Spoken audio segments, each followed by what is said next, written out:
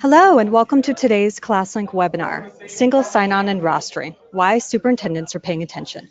Presenting today, we have Dr. Richard Hughes, Superintendent for Frontier Central School District, and Bob Chappell, VP of Instructional Technology at ClassLink. Before we begin, I'd like to take a moment to review how attendees can ask questions and share thoughts to panelists during the webinar. Your webinar toolbar should have a questions section as you see here on the screen. Feel free to use it anytime during our interactive webinar. An overview of today's webinar is on the screen. We will be discussing why factors such as security, flexibility, and expanding resource libraries are driving districts to look to single sign-on and rostering solutions. And we will look at how individualized access is leading to improvements in utilization. Lastly, we'll take a look at how analytics are a function of single sign-on and rostering is helping to inform strategic level decisions. With that said, I will now turn this session over to Bob. Bob, please take it away. Good afternoon, everybody. Glad that you're here. Thank you for coming to our session. I almost said good morning. That's how fast the day has gone today, which is good, I guess. Little background on ClassLink in general, if you're kind of new or haven't looked at ClassLink in a while, and then we'll introduce Rich and let him talk a little bit about the districts and kind of his evolution with ClassLink. But ClassLink has been in the industry for 20 years. This slide reflects some of the partners that we work with, the districts, and more importantly, lots of awards that we won, 5 CODI awards this year alone. The one we're really proud of is ease of use. So we're proud that we are continuing our service to the K-12 community and higher ed with single sign-on and also with rostering, account provisioning, and parent and public portals. So we are actually going to be going through pieces of ClassLink today that you see on your screen. We will highlight and go more in depth on certain pieces than other components of this. So we hope that you take this session today as a time to gather information, hear from a superintendent about why ClassLink has value and brings value to the learning community in his current district and former districts, and also take the time to maybe take a deeper dive with us after the webinar today. I'm going to have Rich go through and just kind of introduce himself and then talk briefly about his district and give us some background on kind of what the district looks like, where it's located, those things. So Rich, if you could jump in and give us some background. Sure, thanks Bob. Good afternoon. Give you a little bit of my professional background first, and then we'll dive into Frontier and then my prior districts. I've been a superintendent for 9 years now, and have served as a principal before that, and an athletic director, and a science teacher, and coached multiple sports. And maybe it was like I can't keep a job, but I found myself back in Western New York, in Frontier Central School, thankfully back near my hometown, on the beautiful shores of Lake Erie. We're located in Hamburg.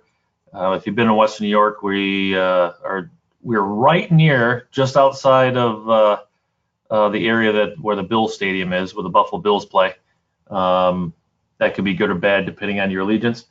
We are a suburban district, but yet rural. We are 15 minutes from downtown Buffalo. In the office I'm sitting in now, I can look out and see Lake Erie, the city of Buffalo, and Canada. So we're right on the coast of Lake Erie. We serve about 4,800 students, with 6 campuses, 4 of them being elementary schools, and a lot of diversity within those schools, much more so as you're closer to the city. E&L population continued to grow, challenges with technology. I've been in the district since last January, so almost a year now. Absolutely love it on a daily basis. And the process this year has really been about finding out what's going on in Frontier and how do we move things forward and make things better. So, technology-wise, we have a smorgasbord of things. We're starting to dive into the one-to-one atmosphere, and we really are working on to build our infrastructure and how we do things, not just from an infrastructure standpoint, but from a personnel standpoint. So I got here and found out very quickly that ClassLink was already present, but they hadn't initiated getting it rolled out, and it's been a little bit of a process. We had it, they had it here for close to a year before we really got it going, and that was some things that we were working on from a personnel and support standpoint. And the tool has been met very positively by our teachers and students. They were used to, and have been clamoring for years, from what I've been told, to make technology useful, and technology not being about somewhere you go, but something that you use as a tool to improve learning. And we're diving pretty heavily into that, and at the same time we're growing so quickly with it that we find little pressure points and things that we've got to adjust. And one of those, I understand from my previous 2 districts what ClassLink can do to help us. So we're trying to get there. We're still in that process, but I can give you a little history of my previous 2 districts and be able to compare the difference between the 3. I became a first-time superintendent in 2010. Silicon Valley sits southeast of Syracuse, 114 square miles, not one stoplight. And if you stopped at the one gas station within the district on Wednesday, you're out of luck, because Oatmeal, the owner, that was his day off. So we went from being at a very small district when I got there. Technology was far behind. Management of technology was even further behind. We had a server in the basement on a dirt floor that could flood at any minute if a strong rain came in. So we drastically changed those things. We jumped into one-to-one technology using iPads, and at the same time, a way to manage all the things we're trying to do with technology, all the things our teachers and students are doing. ClassLink became one of those key solutions. One of the common refrains I heard from teachers then and parents, and I still hear now, is students have a hard time logging in. Well, if we don't give them a chance to do so, that becomes a problem. But we also have the problem as adults. We have so many websites we go to, and logins and passwords. So to take that part away from our students, it was a key piece to make the one-to-one environment and the learning environment as easy as possible. I served 4.5 years at Silicon Valley, and an opportunity came along to go to a little bit bigger of a district. Central Valley is a recently merged district back in 5 years ago now, between 2 smaller towns. It's in the middle of Herkimer County. If you know New York State, along the 90, not a lot of, used to be a heavy industrial area, and not so much anymore, like most of the Rust Belt throughout the Northeast. About 2,300 students, 4 buildings. And again, it felt like starting from scratch, attacking infrastructure, going one-to-one. Instead of going one-to-one where everybody wanted to do it right away, we put carts out and made technology something that they used and got used to in the classroom, and it happened so quickly they demanded it. And again, came back to a solution of, how do we manage all this? Now, not just 340 kids where, maybe I can put an app on and we can touch every single iPad, in a matter of hours. Now we have 2,300 kids. How do we manage this? And how do we know what we're doing and what's happening? So thankfully, I already knew the great benefits of ClassLink, and contacted the crew, and we got things rolling and set up, and it made the transition to one-to-one unbelievably easy. And then on top of it, which I think Bob and such will talk a little bit later about, the one rostering made that easy. My coordinator technology loved it, because it was very easy to maintain who had access to what apps and what students were diving into and what our teachers needed, and great stuff. So now I'm at Frontier, and we're the 28th largest school district in upstate New York. One of the 8th, I think the 6th largest in the West New York region, counting the city of Buffalo. there's a lot of opportunity, but we're starting over again, building infrastructure. So feels like the third time I've done this, but building infrastructure, and our people are clamoring to go to one-to-one after giving them access, and then walking into a classroom and seeing students jumping in and diving in. But at the same time, I know we have some things we've got to improve as far as how we're using ClassLink, and it'll make things much more seamless as we go forward. So, some of the pieces, really talking about that efficiency piece. How do we maintain as a superintendent? Our board is going to ask us, how do we maintain, and what do we need, and is this all working, and how do we know? We can anecdotally ask our teachers and our students and our staff, but that doesn't really give us any firm numbers. There's so much out there, and the larger we get, being 6 buildings, how do I know each of my 4 elementary schools are using have the same tools and resources? So we're looking at equity, but at the same time, what are they using, and is it actually helping our students grow? So that helps us with the efficiency standpoint. And we also want to make it very easy for our students to dive in and make things happen, and our teachers not to have to spend a lot of time helping students log in when our students, they only have so much time during the day. So making login simple, and here's a quick little snapshot of what our login page looks like.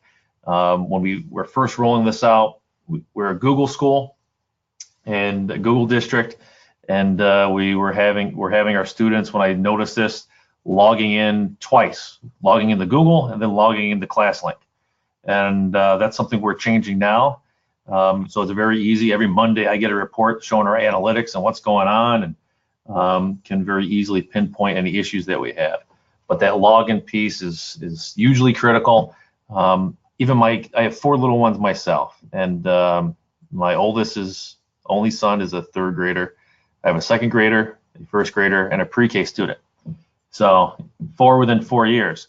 And when I came back from a conference last year, and I had a little backpack or whatever, and I had the ClassLink logo on it, I knew where it was having an effect in our schools, because when my son said, "Oh, that's ClassLink," it didn't have the words on it. He saw the logo, and I said, "How do you know about that?" "Well, that's how we get to everything."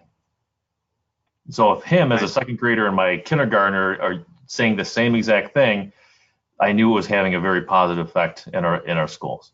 And the cool thing about the login page, you can make it look however you want. School colors, and black and blue and white are our colors. So we want to show that school pride as much as possible.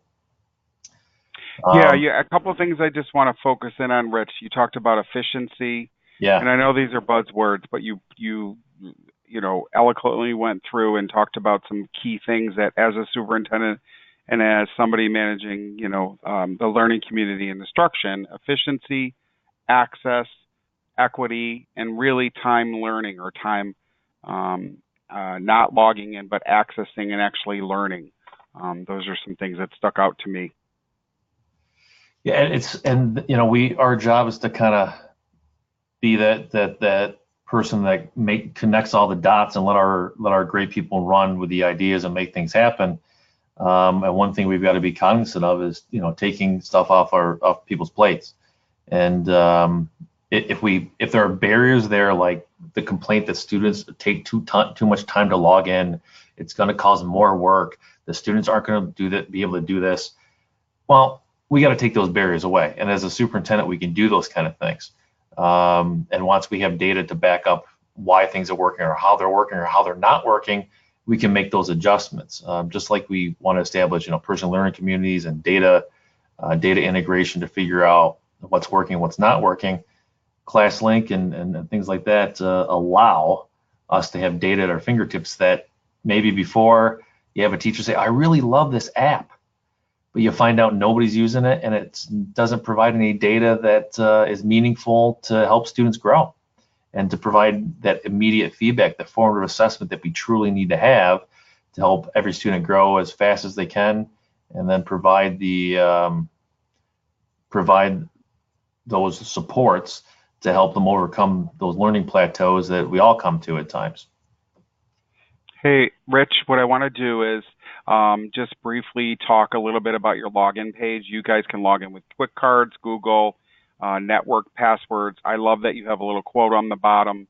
I want to kind of dive in and actually show kind of what happens for students and staff after they log in. But this is a screenshot of Frontier, and it's a student's login page and some of the resources that they're going to use. We're going to actually log in and show you what it looks like in a single sign-on environment for access to the digital resources. But you'll notice the student page here, it has My Apps and My Files. We're going to look at both of those. And also, if you go to a staff page, there's a lot more here. And staff are adding resources for managing classrooms or their grades or instruction in their environment as well. So the reflective part here is that depending on who you are, there's going to be different resources and tools that appear that are pushed down into your teaching and learning environment. So one of the things that we want to also focus in on is, what was your initial evaluation criteria for choosing, ClassLink as the single sign-on provider for access? Well, I mean, when we were looking at it and being a very new superintendent, but that's, I've been credit for being innovative. I just, in technology and things like that, but it comes down to, you have great people that have great ideas, and then you have problems that arise, and how do we solve these problems? And hearing over and over again, the students can't do this, or it takes too much time. And luckily, had a colleague at one of our BOCES say to me, "Hey, check out this solution." And that started the relationship with ClassLink, because it was all about solving a problem that we all have. And originally, it was just solving the problem of getting kids and staff to log in and not having to keep their cheat sheet, especially with the data privacy issues we have nowadays. You can't leave a little Post-it note or a sticker or something else with the password on it everywhere. Teachers still do that. We keep our little books or our notes on our smartphones saying what all of our passwords are or whatever. We keep them all the same, and they're all, a child's birthday or something like that. So we were just looking for a solution that would, all you got to do is remember one login. That's it, and then you can get wherever you need to. We also had teachers complaining that when I log out of something, when I switch from one to another, it either logs me out, but then I got to log in again. So I'm wasting all this transition time, all this time transitioning from one site to the next. Now, as you saw on that one page, our teachers and our students don't waste time transitioning. They just go back to the home piece on ClassLink and then go right into their next app or whatever resource they're using. So looking at it, ease of use, and when all of a sudden those problems disappeared, it was a no-brainer that we made the right decision. And having a company that's very responsive to any of the needs and is constantly looking to improve their product versus just resting on their laurels is unbelievably important. And we're gonna talk about that, Rich, because really this is what you came and bought originally, was single sign-on file access.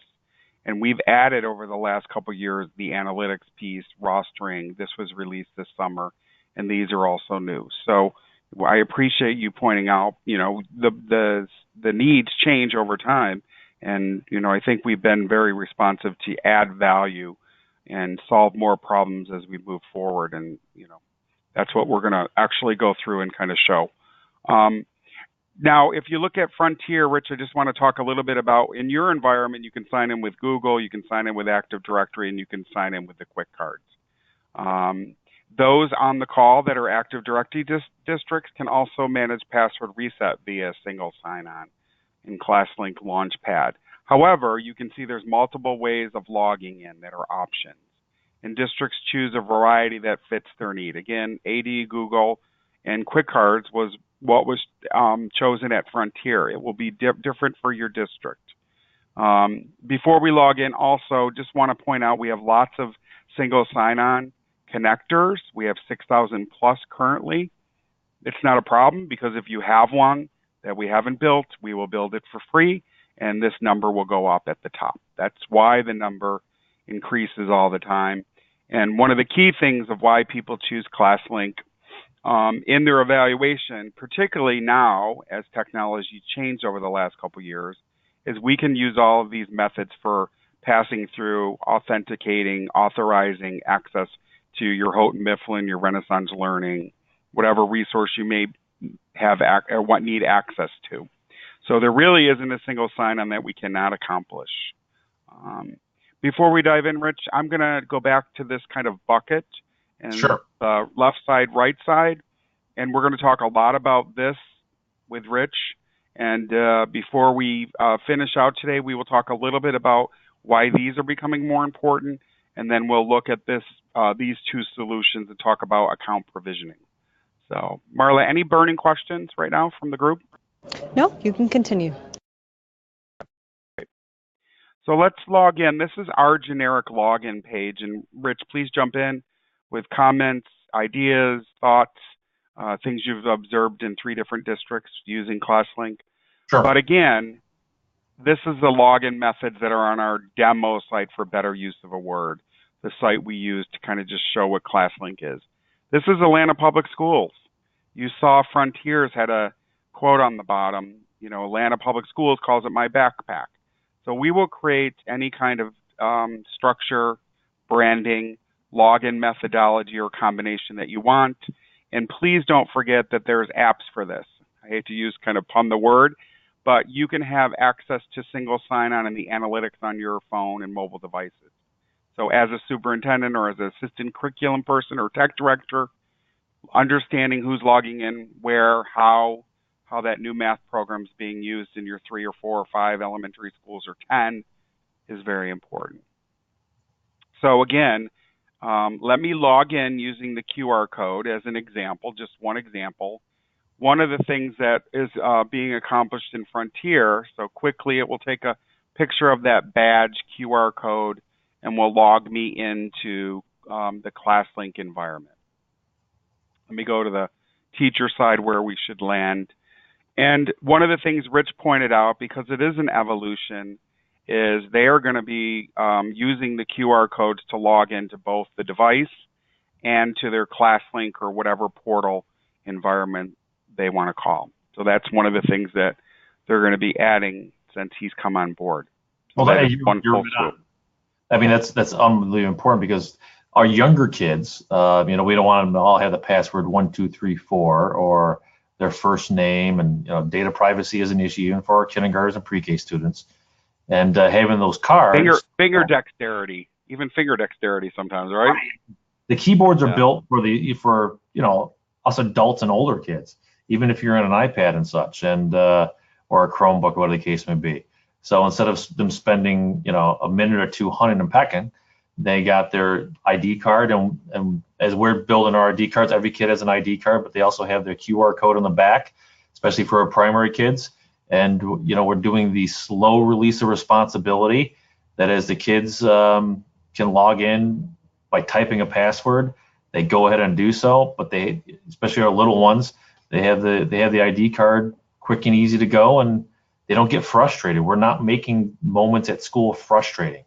We're letting them dive into a world of learning versus being frustrated because they can't get into that world. Yep. And at that age, frustration, it's very memorable in many ways, right? Oh, yes. Couple of things just to point out is that there's notifications. You can push down training videos, grades are due, support.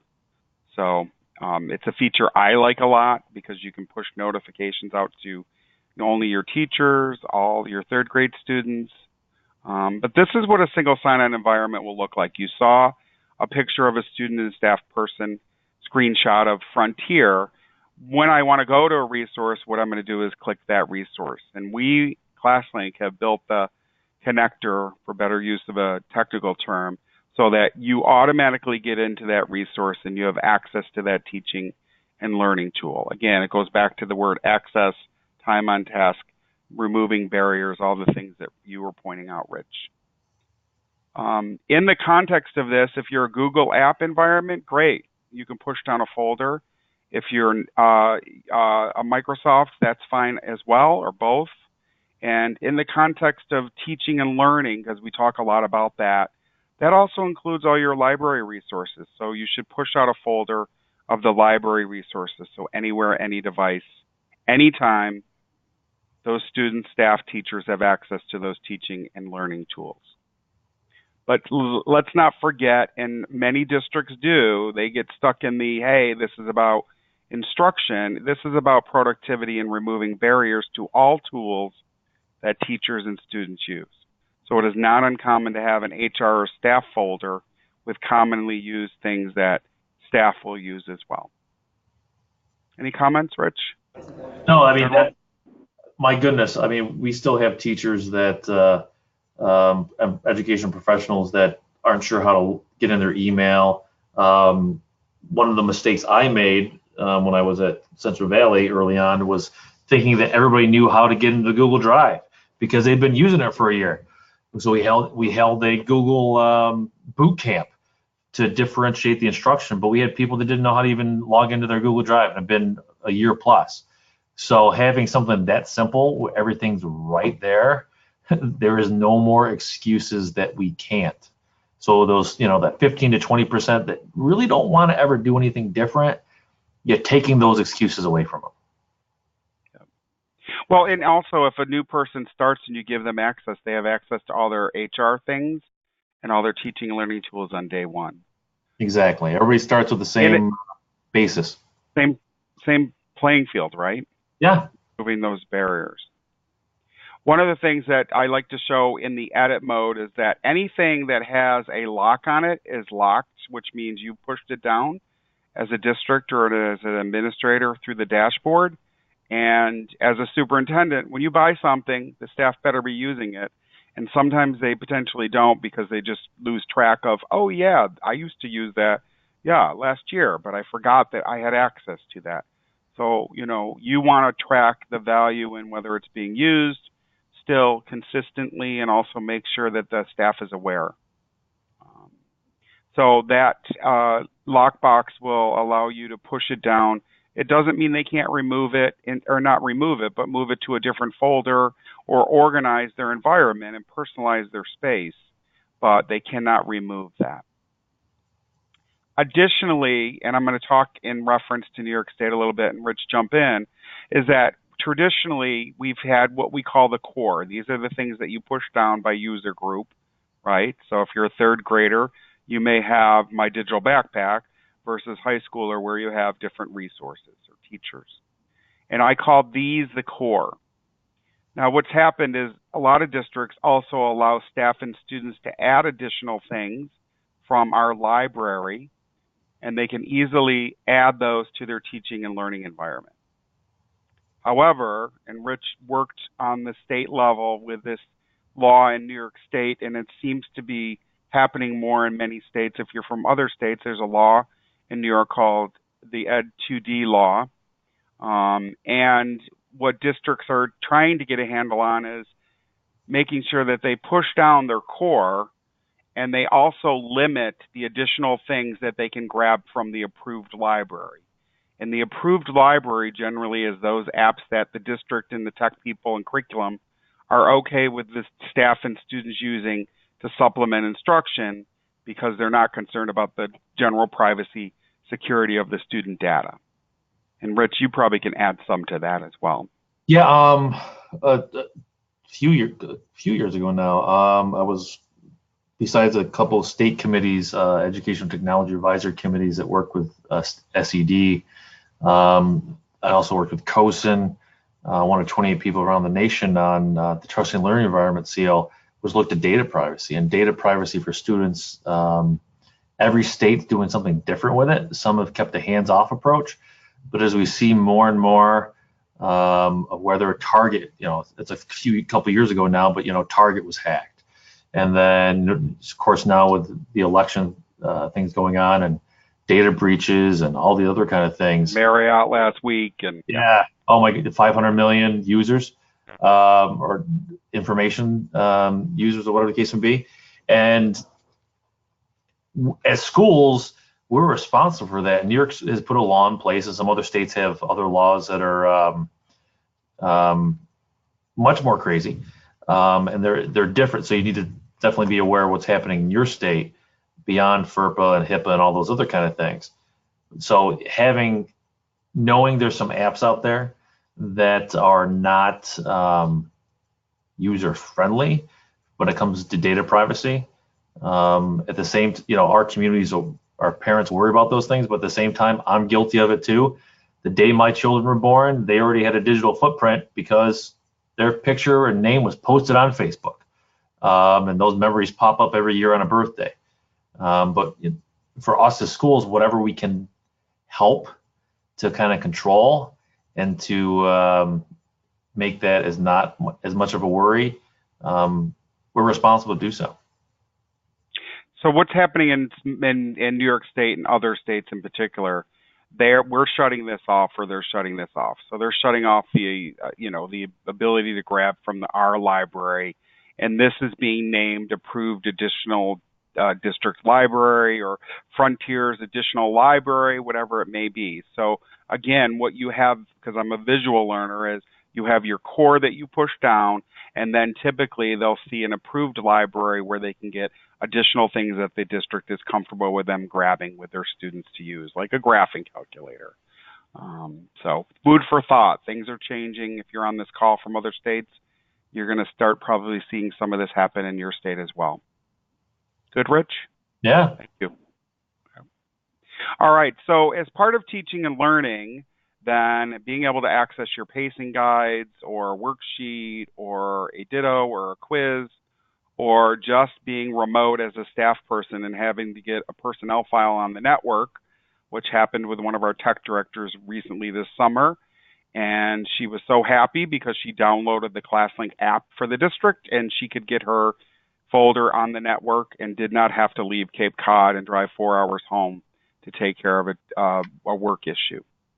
So on the left-hand side, I did not log in. If I go back over to the one single sign-on environment, I click My Files, and what happens here is whatever your district scenario may be, if you use network drives, Google, Office, Dropbox, or you can also add a box in OneDrive. But in this environment, I can easily, on any device, anywhere, anytime, grab something, open it up. We include Office Online. You can download it, open it in Google, and basically make edits. So if you're a Chromebook district, this is nice because if you're on a Chromebook and you want to make some edits to a Word-related document, or let's say that you're at Grandma's house and you don't have the tools because Grandma doesn't have that software, but you need to get something done, that's available. I will tell you, it's nice to be able to move from environment to environment so you can move things over.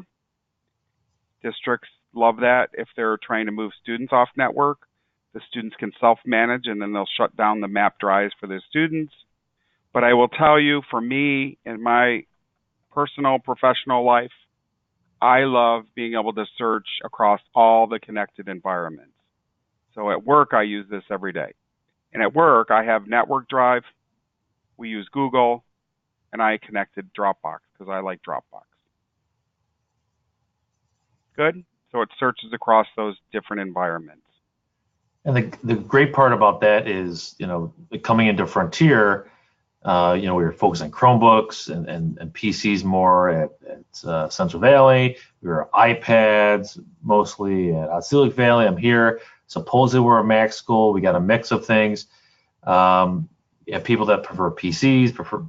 They all have their preferences. To have all that in one spot where you're not playing, everybody's on the same playing field as you said before. Everything's in one spot, easily transitionable. So no matter what they really love, it's all there. Yeah. And, I say at work, I don't understand why things go to the Google Drive and some go on the Network Drive. I don't even try to figure it out. There's no system, to be honest with you. So again, I don't have to worry about that because I can just search across those environments. So I use this at work every day, as most people at ClassLink do. Just a sidebar here, we can also RDP into many software programs that are running in school via terminal server related stuff.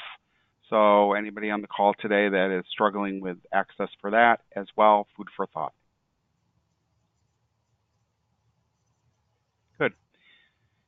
Did I miss anything, Rich? I don't think so. I mean, that's the nuts and bolts and a lot of the great features that go with it. So I love this quote from you, and I love the title of Assessing Value. And you made reference earlier to, are we using it? Is it still valuable? Are people accessing it? Are we overpaying kind of stuff? And being able to assess the value of the teaching and learning tools. So in regards to that, we're going to look at the analytics, which really is that third. I like to go back and visually represent single sign-on file access analytics. We're going to look at that third section. And if you could kind of give us an introduction on, you made reference to the analytics and getting some reports from it, and tell us what you're using and how it's helped you, and then we'll kind of go take a walkthrough on what it offers. Good with you? Yeah, so we used it a lot heavily at my previous two places. We were just diving into really, having this as our go-to, and making that become part of who we are in many different ways. But I kind of match it up with, some of us tend to keep things, and my family's moved a couple times, and if something's in a box, you mean hoarders? Hoarders? Hoarders. I don't want to use the word, but you know what I'm talking about. I use the word. But even teachers in their classrooms. I bet many of you can walk into a teacher's classroom, open up a cabinet, and they have not only Post-it notes and certain colored pens, but they probably have chalk. They probably have toner from printers they don't use anymore, or that we don't even have that exist. And I know those things are in all of our schools and our houses. So that kind of piece, analytic wise, is sometimes we just got to let go of some of this stuff and figure out what's working and what's not working. And let's put our resources towards the things that we think are working, and then we have resources that are available to try new things. I like what you said, because we have resources available to try new things, because resources are not unlimited. True. So as we walk through this, I will tell a little story of things that I hear and see. I was at a conference, the tech director was presenting, and the tech director was talking about using analytics in a digital kind of environment and world. And she told the story of how she went into the ClassLink analytics, and she went over, and she didn't say what application it was, but she looked at certain applications. So I'm just going to type in Safari again. She didn't say it was Safari, but she was very political. And she said, this is a very large district that allows us to use the data. So you see a lot of logins over the last year. But she would go in and she'd do an analysis of unique student and teacher users and where it was being used. And she said, what I found out was that resource was only being used in 5th grade, no longer K through 4. I knew two things. One, I could get rid of it in K through 4 and I wouldn't get a pushback. And two, I could save money. And she literally saved $5 a student, about the same size as your district, Rich, about 5,000 users. So she saved a whole amount of money that she actually did what you said, which was they bought a different program. The program that was being used was kind of outdated. It still had value, but not in the lower grades anymore. Other things had, replaced the use of that. So as I walk through the analytics, I just want to do a high level through this. There's a dashboard that shows you the number of users. The thing that I will say about the analytics is we literally here at ClassLink get an email every week with, hey, there's a new report in the analytics dashboard, because people like Rich and other clients will go, I could really parse and use that information for X, Y, and Z. And if we can create a report or a way to pull that or filter that, we will add that in. So this is a very large district. That, Bob, because Pardon me? Let me just add one thing to that. Having that come out every week, I don't have to go searching for it. Or, things that slip your mind, I can save those things in a folder, see some trends over time, or it reminds me that, hey, I want to give this a view, because we have so much on our plates as well, balancing all these pieces. That's a great reminder that, lets me know, because I know it's coming every Monday. Oh, let me look at this when I have a chance to look at it, and it lets us help plan going forward. So you set up alerts so that you would get an email kind of report, right? Exactly. So I don't have Yep. to keep, so I could forget about it for a while, but it's just a natural, just like we send, put Reminder. on our Yeah. calendar. It's the same thing. Yep. And I'll say this, but in a lot of districts, maybe the superintendent doesn't need to go in the dashboard, right? But sending reports to the assistant superintendent or the superintendent is really what they want to know. And maybe those reports are just talking about, hey, how many people are logging into our Frontier portal, right? Our Community Connect, whatever you're calling it. So being able to look at and run reports over a period of time about logins is a great way to measure. Or I will tell you, this was added recently where you can set the time range because a lot of districts said we're going to implement Wi-Fi on buses. Our kids spend a lot of time, or we're going to implement some after-school help hours, and we want to know when's the peak time that our learning community is logging in, and we're going to have a help desk, and some of the students are going to help with that help desk. So lots of good ways to manage this. Oh yeah, and Rich, we're going to be moving with our principals, the 6 principals that we have, because we want them to be educational leaders, not managers. I mean, that's how things have to be nowadays. And as they're trying to do different things in the buildings and build programs and connections, this is something we've talked about that the principal's going to have access. They're going to get those weekly reports as well too, so they know what's going on within their buildings.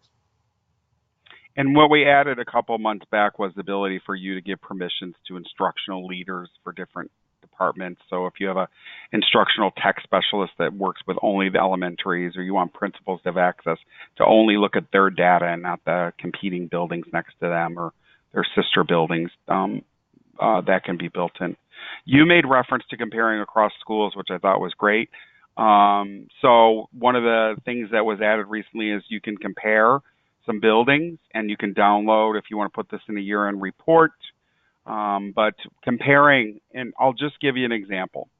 So if we look at these 4 high schools, and let's say it could be 4 elementary schools or 2 or 3 elementary schools, and I look at the logins, they're all logging in about the same level. They're in the mid 3s. This one's a little higher, 3,800, but they're all about 3,200 users, 3,300 teacher-student users. And with a quick analysis, I can look and go like, why is there 88,000 logins last year and 89 for Pearson Math XL at these 2 buildings? And for some reason, I look at these buildings and there's literally one third or less. And are the scores different in these buildings? Is it attributable to something we should look at? Also, Rich, I think you said, because you're going through getting the handle more on what you're using in district, now that you've came on board, you can see the outliers. Like this HERO program is not being used at the other buildings. So what is it? Who paid for that? Why is that implemented in that building? And it maybe there's a school within a school and they're using it. Who knows?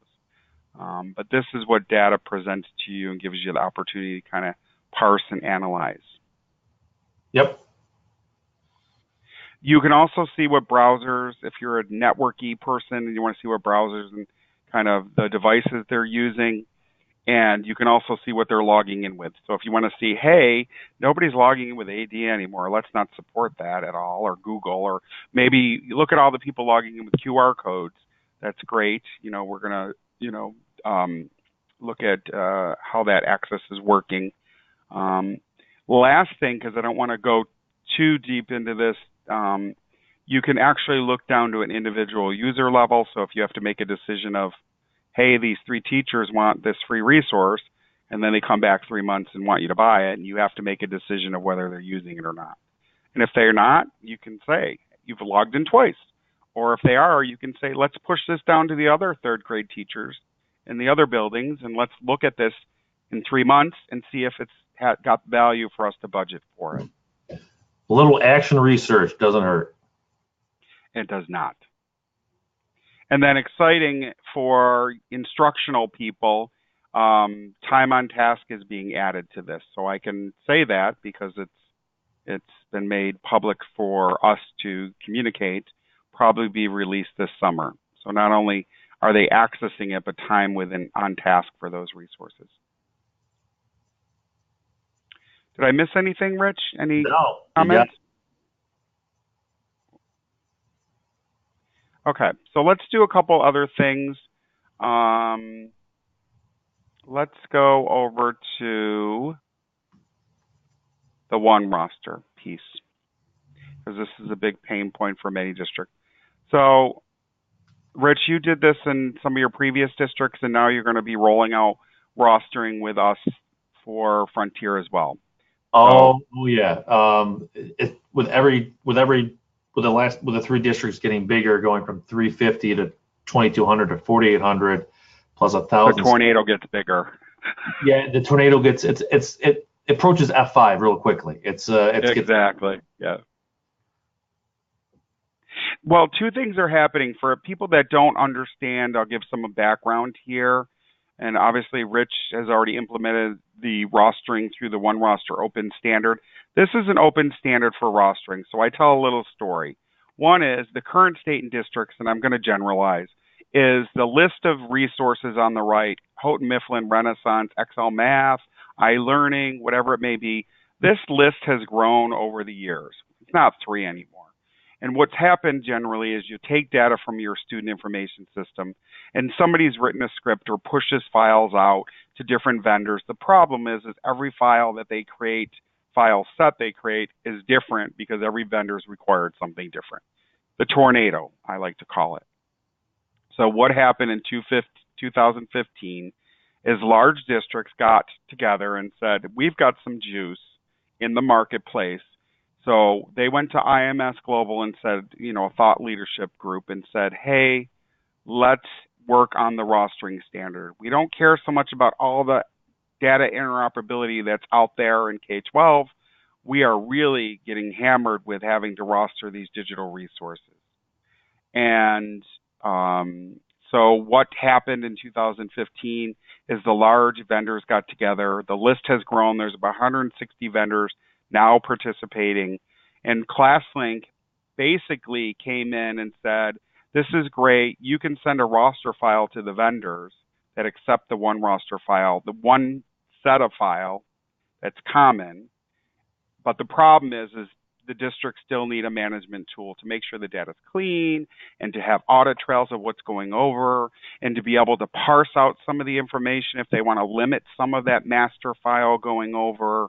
And that's what ClassLink provided. Was there's a roster server here, and what happens is the district will set up an import, and it will make sure the data is clean, and then you will say, I want it to go to Renaissance Learning, and nightly, typically, data is coming from the SIS to the roster server, and either pulling and pushing somebody in so that they have access to their digital material, or taking them out and making them inactive.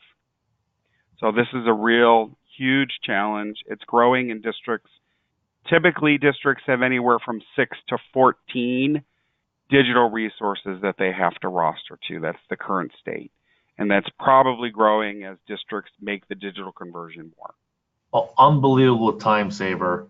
So we buy something, or we're going to buy a resource, and then all the time it takes to get all the roster inputted in whatever way that company wants it to be or needs it to be out of our student management system, whether you got PowerSchool, eSchool, Infinite, whatever you got out there, the student management system, you're basically wasting all this time before you can even get to it.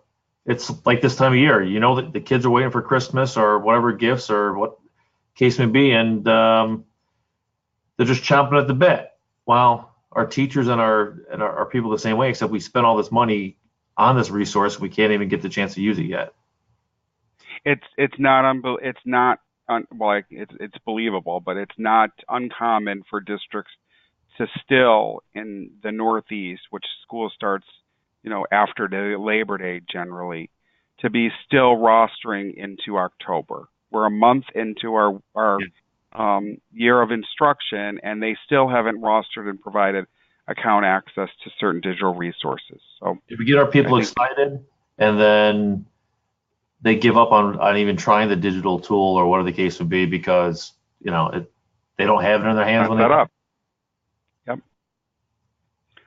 So this is what the roster server looks like. You basically will set up an import, The file set is this. This is the common roster file set. And then what you will do in short term, because again, we're just kind of giving you all the pieces that help if you use ClassLink. But what you'll do is you'll create a list of applications on the left, and you will determine how it's going to go over, and you will be able to set it up so that that data is exchanged to the schools and courses that should have access to it. And then you basically let it run. Nightly, the data comes in, pushes out to your list of applications, make sure that they're up to date. So that's kind of a broad picture of what the one roster server with ClassLink does. If you're in a state where you have to basically also want to share the logs, and you have to have a report of what data you're sharing with each vendor, this is a really neat deep dive into, okay, so I need to see what information I'm sharing over to Apex Learning. You can see the data source. So if you're a data person, that helps with that. One last thing in general that I'll talk about, because I'm really excited about this, is OneSync. So if I go back to kind of like the pieces that make up ClassLink, this is provisioning, this is account provisioning to external digital resources. This is account provisioning to Active Directory, Google, Office 365, Azure. So it's your internal accounts. It's brand new this summer with ClassLink. And what this does, if I go back to the right slide, and again, we can always take a deeper dive, is it will take data from multiple sources, your source data. There's a tool that we train you on to create the mapping and the thresholds and the things that you need to do to set up the email notifications when a new account is created, transform the data, and it allows you to push it to multiple sources. So why this is great is in some districts, they have Active Directory as their directory and they sync with Google. But then you get on a call with a district that says, hey, we're doing all of this manually and we have to do it in Active Directory and Google because we have no sync. Or you get on the phone with a district that says, we use all three of these and we have to create accounts in all three of those. So it can create accounts in all three environments. Lastly, it has to be easy to use. And the last thing the districts really said to us was, we wanted to also make accounts inactive. So if somebody's removed from one of our source data points, they are made inactive. Doesn't mean they're gone, deleted, but they're made inactive. So just to give you the vision of what could happen if you implement all the pieces of ClassLink. Student starts, they get entered in the student information system, or a staff person starts, or you can pull from any data source. They automatically, overnight, if it's run then or twice a day, get put over to Active Directory and Google. They have their Gmail account, they have an Active Directory account, and now, based on what group they're in, they have access to single sign-on and they're rostered in their course material. That's pretty powerful. Conversely, if they leave, they're removed or made inactive, they lose access to all the things that they shouldn't have access to because that student is no longer active in district. More importantly, that staff person shouldn't have access to material and resources and student data and things that aren't within their privy. So that is the new OneSync tool. So Rich, I think in terms of just kind of what you're thinking of doing, because I think you're really good at saying, you know, this is an evolution. As ClassLink adds new things or there's new ways to log in, then, you know, you kind of change what you're doing. What are some things that you're looking to do? I mean, I think OneSync kind of sparked your interest. I mean, but what are some things? I think I saw it last month for the first time and going, okay, this just makes tons of sense. You know, as superintendents and as educational leaders, we hear a lot of the complaints, you know, whether it's a bus issue or my kid didn't make the team. But from an educational perspective, it's, you know, we have our personnel, we want to unlock learning for our kids, and there's certain just pressure points and there's certain bottlenecks that are created that slow us down and cause, you know, angst. And with the single sign-on and the one sync, it takes all those issues out. So we're at the stage.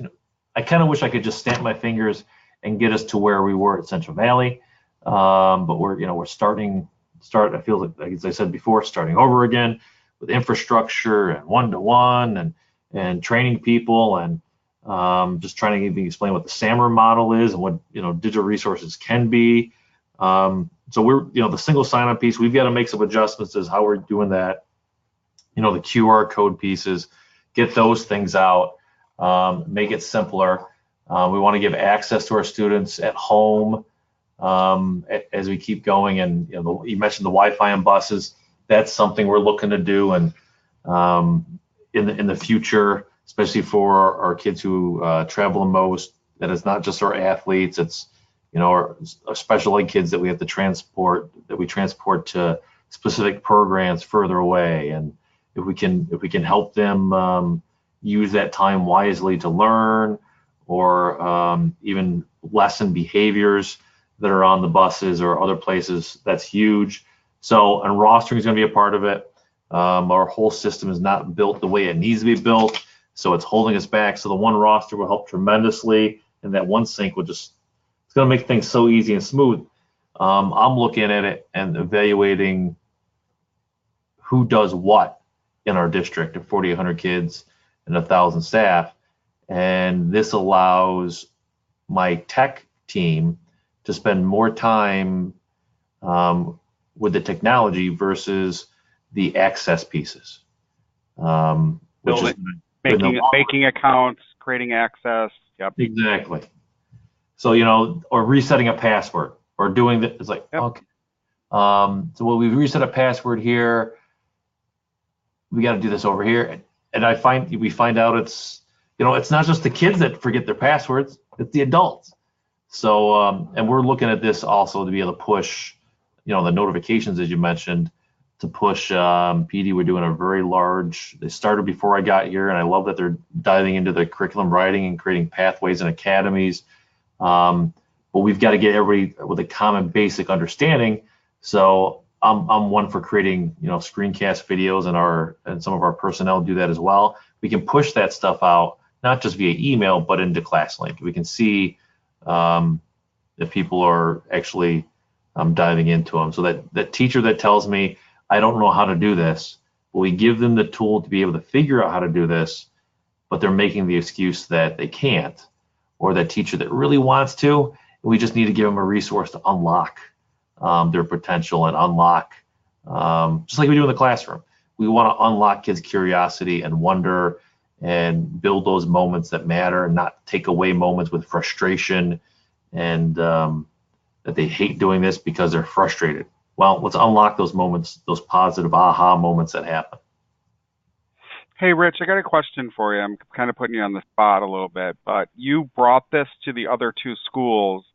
When you came here, ClassLink was already semi-implemented with the current administration. Would you have built it into your budget again? I mean, would you consider a necessary piece to today's kind of teaching and learning? Oh, it's no doubt. When I get, that was one of the things. The kind of how it went down. I came in at the end of January, and midweek of that week, I was meeting with our technology director, and I mentioned ClassLink. And said, "Oh, we have that." We had purchased it back in January, but they hadn't actually moved on doing anything with it. So it was kind of a slow burn over the next few months because they're trying to figure out the new guy and what's he about and things like that. And if it wasn't already purchased, I just got to the point of like, we have this great tool, let's use it. And so we really started using it this fall. And as I visited schools and taking pictures and tweeting things out, I saw teachers using it. I saw our students using it as they had more technology in their hand. And then I started seeing what our teachers started doing with the learning and how they were unlocking and allowing kids to apply the learning, not just substituting, worksheets for digital worksheets. So it's a learning curve, and I think we just need to hone it as we get going. But no doubt in my mind, it just makes things so much easier. Why deal with all the frustrations of, not being able to log in and your rostering and all these other pieces, when there's a solution that tackles all that and gets an issue off my plate. Hey, I want to be cognizant of the time here, and here's the contact information. Rich has more than graciously taken time today to present from a superintendent's perspective. Obviously, you can tell he's very engaged in the digital kind of instructional technology realm as well, but he would be glad to, if you have some questions. Here's the other contact information. We appreciate you coming today. We will do a follow-up email to you because, again, this was not a deep dive today. We wanted to just kind of give you a perspective from a district, from a superintendent that used the ClassLink in 3 districts, and then hopefully give you enough to wet your whistle to want to take a deeper dive into what your district looks like and how we can help. So I appreciate it, Rich, very much. Yeah. For Dr. Hughes. Dr. Hughes, yeah. Me. That's quite all right. My kids tell me I'm not a real doctor anyway, so that's all right. Oh, geez. You got to stay Not home. the babes, right? That's what, if any questions, anything like that, don't be afraid to reach out, because we're all in this game to make sure all kids are well prepared for life beyond our walls. And little things, if it can save them time in the classroom and unlock learning, it's well worth it. All right. We appreciate your time sharing with us today, and everybody have a good evening. Thank you.